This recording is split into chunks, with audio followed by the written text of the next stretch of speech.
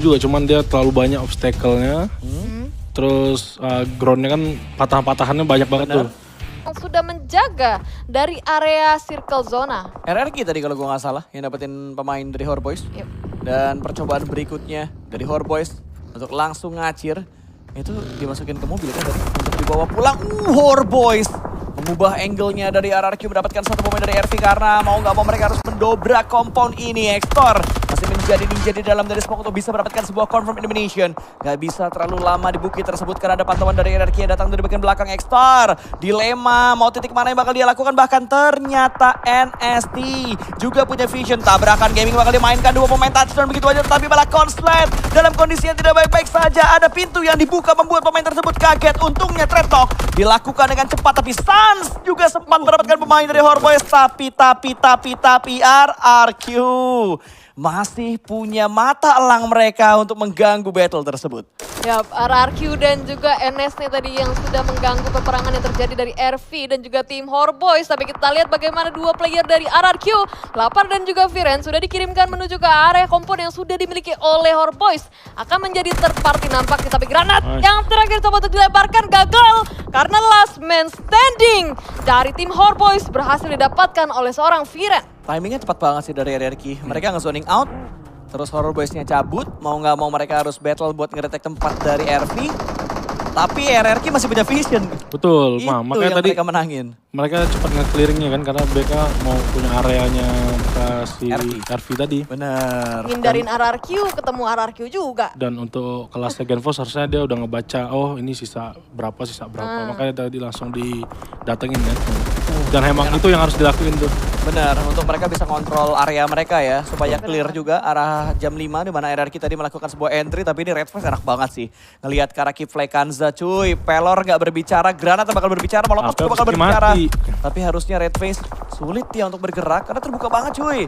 Yang pemain-pemain lainnya ada di bawah sih enak, tapi Red Face turun sedikit, ngelongok sedikit, otomatis bakal menjadi santapan. Untuk NST, Moana harusnya bisa disantap oleh seorang Red Face. Dia membuka weaponnya, kembali tembakan datang menuju ke seorang Moana, tapi Moana masih belum bisa diamankan. Headshot terakhir dari seorang Red Face untuk mendapatkan knockdown ke arah Moana. Yap, itu adalah pembukaan badan dan juga fire yang dilakukan oleh Red Face. Itu cukup worth it juga. Karena posisi dari Kiflay Kanza juga satu player terkena, ini bisa menjadi keuntungan lebih buat para teman-temannya yang berada di sebelah kanan jauh. Tapi Mas Ri hati-hati kepalanya. Ting-ting di sana, darahnya begitu sedikit. Tapi di sisi lain nampaknya SV sudah bertemu dengan tim Bigetron. Crazy dapat satu, Rizky tumbang, Federalis confirm, tapi Excel diamankan oleh Peter. Ternyata Bigetron tersandwich dari split yang dimainkan oleh SV Peter. Rasen Suriken lempar menuju ke bawah sana, meledak dan berdampak begitu dalam menuju ke dua pemain dari Bigetron. Peter akan melakukan sebuah penginapan massal dan itu dia through the smoke untuk menjatuhkan satu pemain dari Bigetron. Federalis tumbang begitu saja. Excel ada di arah belakang terlalu jauh untuk digapai, sementara Bigetron hanya menyisakan last man standing mereka untuk melakukan revive. Masih ada upaya revive yang bisa dilakukan. Rezi akan menyelamatkan seorang Federalis, tapi through the smoke berikutnya bakal diberikan hit mark. Untungnya tidak masuk ke dalam smoke tersebut, membuat Peter masih galau untuk melakukan sapuan-sapuan. Eko hilang bang, itu nggak kelihatan. Oh kelihatan ternyata. Langsung dipulangkan menjadi elim kedua untuk SP. Harusnya revive di bawah berhasil dilakukan. Ya, begitu pun dengan Peter yang sedari tadi agak cukup kesulitan juga coba buat open badan dan menembaki dua player Bigetron yang berada di bawah karena ada steam jeruk yang mengganggu pergerakan dari seorang Peter. Dan ini dia, akhirnya revive berhasil dilakukan oleh seorang Rezi, tapi Rezak nampaknya akan cukup sulit untuk tim Bigetron melakukan revive. Tapi kita lihat pop-out smoke harus banyak sekali dibuka di sana, tapi ternyata berhasil. Rezi menuju ke obstacle yang dimiliki oleh seorang Reza. Gila sih timingnya BTR ini cuy. Step by step banget, estafet banget untuk bisa menyelamatkan rekan-rekan yang sudah tumbang. Peter juga tidak enak posisinya untuk bisa mendapatkan confirm elimination, tapi ternyata SP masih punya super do untuk mendapatkan confirm elimination. Dua pemain dari Bigetron masih di lock oleh dua pemain dari tim SP. Sementara Kiflay Kanza terlihat di bagian layar kecil sebelah kiri. Masih memberikan tekanan-tekanan yang begitu berarti ke arah tim-tim lain. Tapi Kiflay hanya menyisakan last man standing saja. Wah ini tapi juga bakalan jadi bumerang abis sih buat tim SV. Karena mereka mau nggak mau kalau misalnya zona closing, mereka nggak akan zona lagi. Dan itu adalah PR yang cukup berat Gak bisa juga. turun juga. Susah turunnya karena udah banyak tim-tim yang di bawah udah melongo, matanya udah menuju ke arah SV. Karena dari tadi juga SV sama Big Eternal kan perang mulu.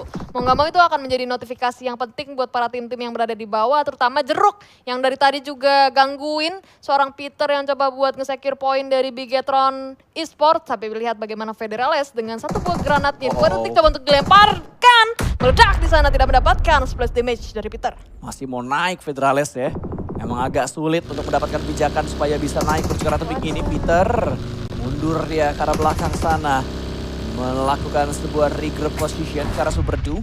Tapi dari arah Claw ini seger banget. Granatnya meledak tapi terpantul menuju ke arah udara dan tidak memberikan efek yang signifikan. Ke pemain dari Jeruk Esports, granat berikutnya bakal dilemparkan. Splash damage masuk menuju ke arah satu pemain. Ten dalam kondisi low kali ini 50% darah tersisa. 2 granat kembali lagi dilemparkan. Masih belum bisa dapetin pemain-pemain dari Jeruk Esports. Tapi RRQ tiba-tiba ikut campur dari jarak yang begitu jauh. Zona kayak gini nguntungin yang mana, Gen? Kalau ini masih yang di dalam kompon sih pasti MJ, NST karena ini luar-luarnya masih fight nih. Oke. Kayak RRQ juga susah nih kayak mau ngambil Prediksikan lu berarti? RRQ. Gak berubah. Walaupun dia bilang RRQ pasti susah, tapi tetep ya. Yang dinotis sebenarnya Mekjo dalam kompon, tapi tetap RRQ keyakinan dari seorang Genta dan terbukti Viren dapetin pemain dari Kipfly Kanza Pelko dipulangkan 5 elimination dikumpulkan oleh RRQ. Scouty tertangkap oleh Jeruk Esports dan menandakan Kipfly Kanza bye-bye di match yang kelima ini. Yap, kalau misalnya gue sih ngeliatnya mungkin NST ya. Kalau misalnya mereka apik sih permainannya, tapi lihat bagaimana Federales sudah tertangkap pas oleh seorang Peter. Hanya menyisakan satu orang terakhir dari Bigetron Esports. Ezi nampaknya yang coba untuk melemparkan sebuah granat menuju ke spot yang sudah diduduki oleh 2 player. Justru Super Du yang terkena, padahal tujuannya Peter. Last man standing dari SP coba untuk dilemparkan kembali oleh sebuah granat yang dilemparkan oleh seorang Rezi. Mendapatkan kah atau tidak, tapi ternyata ada splash damage yang justru dimasukkan atau masuk menuju ke badannya dari arah lain. Tapi Rezi yang mendapatkan last man standing dari SV Beyond. Tapi asli Super Du apes sih. Apes banget itu. Masalahnya tempat dia parkir tuh tempat granatnya landing. Iya. Itu apes banget dia. Langsung pulang dah mereka menuju ke arah lobby. 6 tim tersisa. Lagi-lagi RRQ masuk menuju ke arah late game. Bigetron melihat gerakan-gerakan dari Dewa United. Arkral masih bisa menggocek-gocek manja. Smoke di pop up menutup angle dari bagian sebelah kiri. Itu kalau smoke-nya hilang berarti tadi harusnya kelihatannya sama Mekjo. Tapi masih bisa touchdown ternyata. Arkral, the last man standing dari Dewa United. Walaupun PR mereka atau PR dia berikutnya adalah bergerak masuk ke arah zona. Arkral masih belum safety, posisinya ada Claw. Di seberang jalan ini Arkral nyelonong dikit kelihatan jelas banget dari Mekjo. Mungkin dari RRQ juga ini Arkral nggak ada tempat enak lagi buat dia. Bahkan dia nggak punya vehicle ya tadi kelihatannya karena udah pada meledak Hangus. juga. Udah Jadi susah banget sih buat Arkral kayaknya buat bisa ngamanin hashtag top 3 lah. Ini sisa 6 tim tapi ternyata di sisi lain Mekjo sudah mulai berperang dengan RRQ dan lapar. Tertangkap, sudah terkonfirm elimination point-nya. Ini adalah commit push yang sudah dilakukan oleh RRQ. Tapi Genpo sudah mulai tertangkap kembali oleh seorang Daypot. Menggunakan satu buah M4 di sana. Yami! Dari angle yang begitu kecil. Didapatkan oleh seorang Botex dan RRQ. Pulang di hashtag yang ke-6 dengan 8 elimination point. Itu dia nyangkut ya? Nyangkut. Sama tadi kayaknya pas nyebrang itu kurang hati-hatinya. Buru-buru sih tadi. Gue bener-bener yang gue notice cuma Yami doang. Itu dia nyangkut harusnya di lubang tadi kan? Nyangkut pasti. Iya, nggak langsung masuk. Karena susah juga sih itu kalau loncat langsung mau masuk gitu pasti nyangkut. Mendingan itu. jalan berarti? Iya, jalan atau lewat pintu kayak. I see. Emang udah adrenalin ras soalnya sih. Mau Ya, mereka harus ngedobrak karena udah Mekjo nge-push, soalnya ya. kan. Nggak ada tempat lagi yang bisa dimainin. Bener, Nah, apalagi ada NST dari High Ground tadi juga Betul. gangguin ke arah RRQ waktu mereka sedang perang ke arah Mekjo. Dewa United sudah dipulangkan juga berbicara lobby. NST berpotensi untuk bisa mendapatkan chicken dinner di match yang kelima. Yap, tapi kita lihat bagaimana NST nantinya akan coba melergabarkan sayapnya juga dan memainkan permainan yang cukup cantiknya bagaimana juga kita akan melihat. Tapi kita melihat terlebih dahulu di mana Claw Kiki Boy didapatkan kembali oleh seorang Rezi. Gila ini IGL yang jago banget coy. Kemarin juga di minggu pertama Rezi jadi MVP ya, tapi hati-hati Rezi karena sebuah UMP kali 3 dari seorang Kings mendapatkan Rezi dari tim Bigetron. Gak bisa dipuji Gak bisa. dikit ya, baru buat Langsung. dipuji, belum kelar napas Kenia, tiba-tiba ada hentas, sudah Rezi pulang bersih ke arah lobby. Dua tim, tersisa 3 melawan 3 antara NST versus Make Joe. Masih belum ada close combat di antara kedua tim ini, harusnya Kings masih bisa diselamatkan karena masih ada beberapa smoke yang akan di set up oleh seorang Jimboy. Menutup angle dari Make Joe, tapi granat dari Jimboy hampir saja menumbangkan satu pemain dari Make Joe. Revive dilakukan di area terbuka dengan satu smoke yang sudah di set up oleh NST. Sementara dari seorang Neko melihat ke arah rumah-rumah di mana Make Joe berada. Hanya ada satu split yang dimainkan oleh Make Joe karena dua yang lainnya masih tertinggal di arah rumah. Yup, ini akan menjadi kesulitan juga atau PR yang besar bagi tim Make Joe. Bahkan lihat seorang Botex pun darahnya sudah sedikit sekali ketika Botex coba untuk keluar dari sebuah kompon yang sudah dimiliki saat ini. Tapi pergerakan tersebut, smokes tersebut sudah mulai dicicil-cicil Woi, oleh ini. player-player dari NST. Ini onta racing bro. Player Daybot nampaknya hanya seorang diri saja di sana menggunakan beberapa kali granat atau utility di sana coba untuk dilemparkan menuju ke arah Neko tapi tidak mendapatkan satu player pun dari NST Daybot. Masih seorang diri saja, ternyata dua player yang tersisa memiliki vehicle dan mereka berhasil melewati untuk meregroup menuju ke arah Daybot. Ini yang serem NST nih, udah nge-split di bagian bawah soalnya dua pemain mereka nggak tahu apa enggak Make Joe-nya. Kings, aduh agak jauh, gagal mendapatkan pemain dari Make Joe. Walaupun pada akhirnya ada Trade Talk yang berhasil mereka kirimkan, tapi dua pemain tumbang dari tim NST. 2 melawan 2 kali ini. Posisinya revive yang bakal dimaksimalkan oleh pemain dari tim NST. Neko datang untuk memberikan press ke arah Make Joe yang sudah terspot ada di bagian bawah. Tapi prioritas dari Neko sepertinya lebih memilih untuk melakukan revive daripada melakukan push ke arah tim Make Joe.